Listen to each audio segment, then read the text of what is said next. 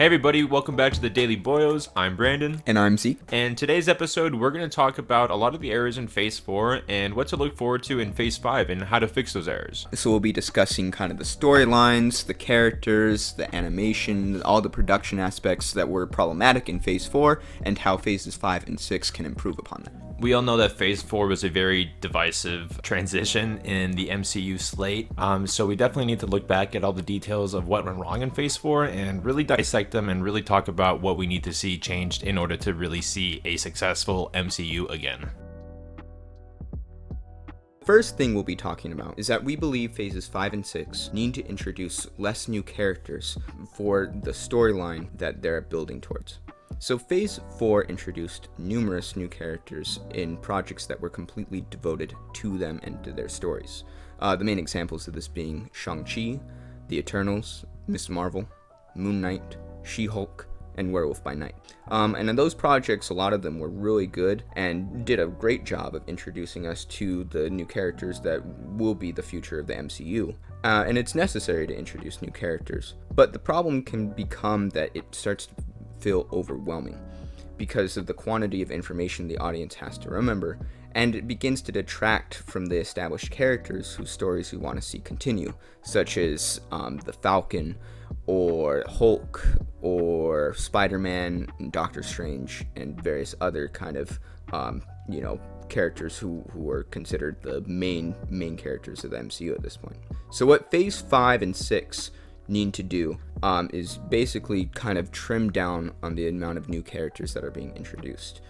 Phase 5 only has one movie about a completely new character, this being Blade. So it seems like it's a good sign that Marvel is realizing this and moving in that direction. And Phases 5 and 6, they basically seem more likely to have new characters be introduced in sequel films such as Captain America New World Order, or Deadpool 3, and various other projects that aren't necessarily supposed to be focused on just a completely new character that we haven't ever heard of before. I agree, and I think that the MCU specials are a great tool to implement a lot of these new characters being introduced into the MCU, as Werewolf by Night was a perfect example of that. I think that Werewolf by Night was a character that a lot of people did not know of and wouldn't really sit through a 2-hour movie of. I mean, I would, but I know a lot of people would not be very open to that, and I totally understand that. So I think a 1-hour special is a perfect way to continue a lot of these storylines in the MCU, primarily that being Silver Surfer. I think Silver Surfer would be a perfect special to make before introducing him into the grander landscape of the MCU, as Silver Surfer is a really big character, but having him as his own movie or his own TV show would be a little too much. So I think the special would be perfect for him, and I think it would be fitting for a lot of other characters in the MCU. Story concentration is very important to the MCU formula, as we've always enjoyed every single phase because it had an actual structure to what's going on, to what's going to happen, and just different storylines that ultimately aren't the main storyline but still are building up towards something. And Phase 4 has not really had any concentration at all with what they want to deliver with their overall message. We know that in the Infinity Saga from the beginning, from Phase 1, that there was a lot of individual movies, and there's a lot of people that say the excuse of, oh, Phase 1 was all individual movies, they were all scattered, there was no clear narrative. But there was a clear narrative. Even though we didn't see a lot of the characters in Phase 1 when they first were in the Avengers crossing with each other, there was still a undertone narrative of it's still in the same universe, certain actions that are happening in this part of the movie are affecting the other movie, and there was still a very firm structure. Phase 4 has been very messy with their overall story arc of what they're trying to do with their entire phase, and also very messy with their individual projects. For example, She-Hulk was not a very bad show, unlike a lot of people would love to say. It was a very divisive show for sure, but I thought it was an okay show. I thought She-Hulk was a good character. I just thought the storylines were very convoluted, and it was just too much. It was so much that eventually, in the own storyline, she had to go to the writers and Kevin Feige himself to completely rewrite it, to essentially diminish it. So all of the hours of that show was essentially just thrown away for a quick gag of her breaking the fourth wall, which I do understand it's a comic accurate thing, but for it to be a kind of joke where it's a slap to the face of the audience, it was not very fun, and I think that they could definitely have done a better job with that for sure. She-Hulk also lacked a lot of confidence throughout the entire show. The idea that the writers thinking a character will be hated so much that it actually makes the script as a part of the storyline is not a healthy mentality to have when introducing new characters. That confidence is key to a lot of projects on why it was successful in the first place. Multiverse of Madness, for example, did show a lot more confidence in its property, and that's why I think it was a lot better of a movie and property in the Phase 4. I think it's right underneath Wakanda Forever and No Way Home for me. Multiverse of Madness showed a lot more confidence in the way that you had to see several movies and other shows to understand what the hell was going on. You needed to watch WandaVision, you needed to watch aspects of Age of Ultron, you needed to see different Marvel movies in general to basically kind of understand a lot of the references throughout it. And I really applauded Marvel for finally giving us a movie that we didn't have to have a full-on origin story, or it wasn't the same rehashed sequel, as we're essentially 40 properties now into the MCU. That doing that formula is getting tiring. So I know a lot of people get really annoyed when they try making a comic book movie where a lot of characters just kind of cross over to each other, but that really needs to happen to kind of refresh the MCU slate. Though Multiverse of Madness did lack some confidence, there being with the introduction of the Illuminati and the introduction of the multiverse. Doctor Strange is a very essential character to the MCU driving forward, and it was very underwhelming the way the multiverse was introduced in this movie. The incursion was mentioned, but it was still very little to keep things moving forward. The quick introduction and quick slashing of the Illuminati was also just a lack of confidence, as it seems just kind of like a fan pleasure, just to kind of show us that we know that these characters might come up, but for now we have no idea what to do with them, so here they are for now. This movie felt like it was supposed to be a big release with a lot of information of the multiverse, since we were getting fed a lot of multiversal ideas beforehand, starting from WandaVision with her altering reality and also possibly bringing other people from other realities. Then we had Sylvie killing Kang with the multiverse branching out, and then we had Spider-Man, where Doctor Strange straight up had different Spider-Man from different multiverse and different villains from different multiverses appear on the same plane. So it's very interesting to think that this one just barely scratched the surface of what we felt like we should have deserved. We don't get a definite answer of the multiverse breaking in No Way Home, but we kind of get essentially the starting point of the events of it happening with the situation with Peter Parker and Doctor Strange. So it's kind of worrying to see Spider-Man be the forefront of the multiverse breaking, since Spider-Man isn't really a part of the big building blocks of the MCU, since Spider-Man is under Sony right now. It really worries me a lot, since Sony does have a lot of their own agenda with their own Sony Spider-Verse. So there needs to be a better explanation with the multiverse breaking and the incursion and a lot of this foundation of the multiverse better. And it can't be centered around Spider-Man, unfortunately, as much as I would love that. It needs to focus on other characters in the MCU, primarily on the storylines that interfere the most with King the Conqueror. And I think that's something that Marvel recognizes, and that's why, starting with Phase 5, they're going to start to explore and really go in depth with the King multiversal story that eventually will lead to King Dynasty and Secret Wars. And they're starting this with Ant-Man 3, which will include King, of course, and the main conflict erupting in the quantum realm.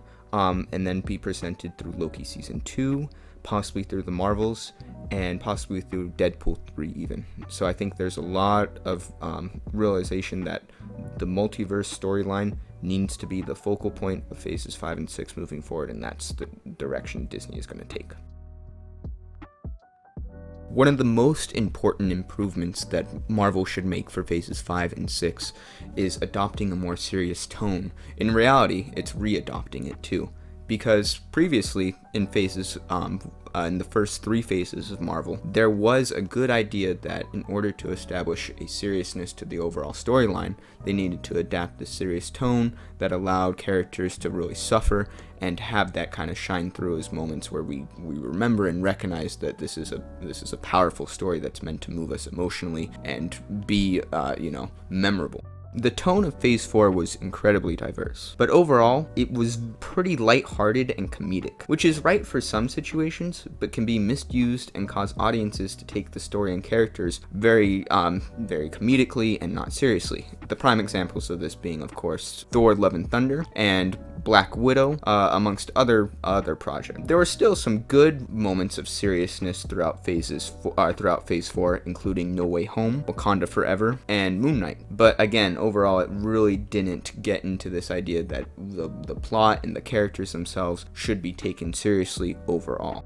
Tone is definitely an issue for Phase 4 of MCU, as Phase 4 had a very subversive tone the entire time. There was a constant reminder for the audience not to take any of their saga seriously.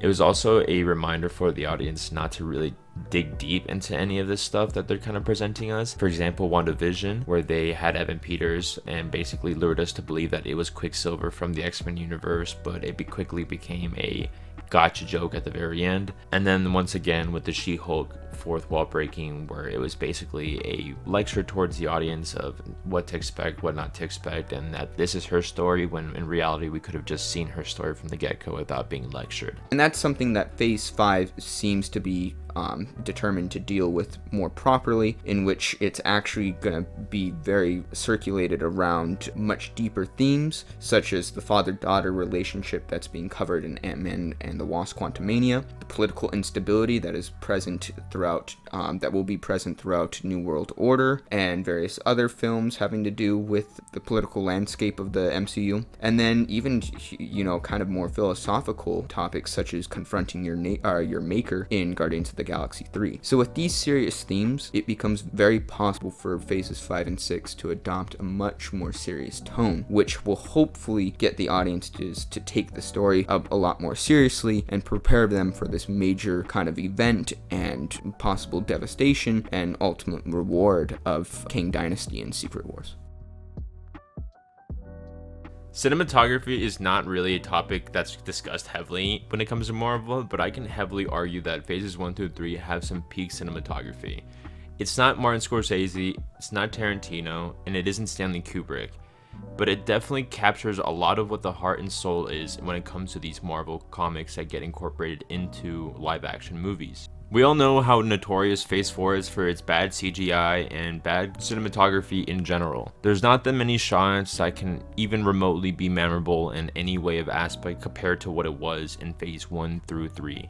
We all know about the notorious floating green axle head from Love and Thunder that was absolutely atrocious when it first came out in theaters and is still atrocious after the re-edit. And then we had Kamala Khan from Ms. Marvel with the purple crystallized hands that was absolutely horrible. The whole movie looked like it was edited for a Y&A Disney original movie from the early 2000s. And you can just tell that the effort was not there. You can tell that there was not any sort of creative aspect when it came to any of the presentation of these powers, of these characters, of their arc. There was nothing memorable. There at least had to be one shot from one every other episode or from their movie, but there's really not that many memorable shots at all that can really pass through the testament of time. Destin Creighton's Shang-Chi and the Ten Rings was definitely the most notable movie when it came to cinematography in all of Phase 4. It was a beautiful movie that felt refreshing and new to the MCU slate. Everything from the shots to the color grading felt new and engaging. Another notable movie that's under Shang-Chi would be Multiverse of Madness. That primarily because it's directed by Sam Raimi, and this was the first time that we really truly saw the personality of the director bleed through the movie, as we always kind of knew that Marvel had its own cookie algorithm way of showing and presenting a lot of these stories, but with Sam Raimi's Multiverse of Madness, you truly saw the personality. Of course, it was represented to a lot of shots that we see in Spider-Man and Evil Dead, his past projects, but just from that, you can kind of really tell that this was really directed by one person and not just a machine. Yeah, and I think that's something that Marvel will recognize and hopefully give a lot more freedom to the directors to actually implement their own personalized film styles into them, and hopefully give more time to the overall production and post-production process to allow those products to be really fine-tuned and as neatly produced as possible.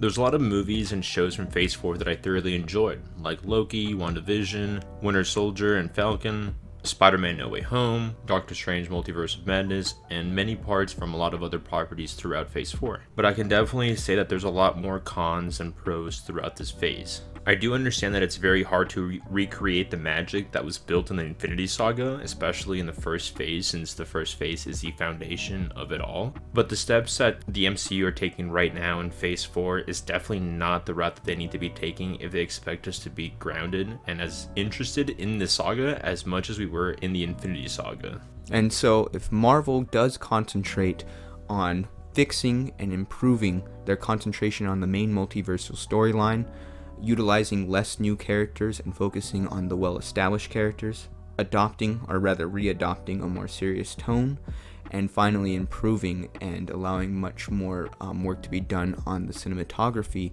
and the production processes of each of these movies, Phase 5 and 6 can be incredible, and I think really restore the passion that was made possible by the first 3 phases in the Infinity Saga. And it can really restore the magic of the Infinity Saga in a way that's not only mimicking what has come before, but really making something new and powerful.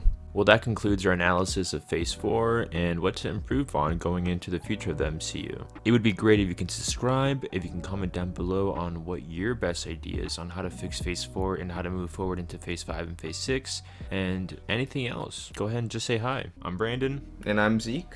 And thanks for catching another Daily Boyos episode. And also follow us on our Instagram page as we post daily content from Star Wars, Marvel, and other news and updates from materials that we like. So go ahead and follow us down there. I'll put a link down below in the description. So thanks for watching, and we'll catch you next time. Peace.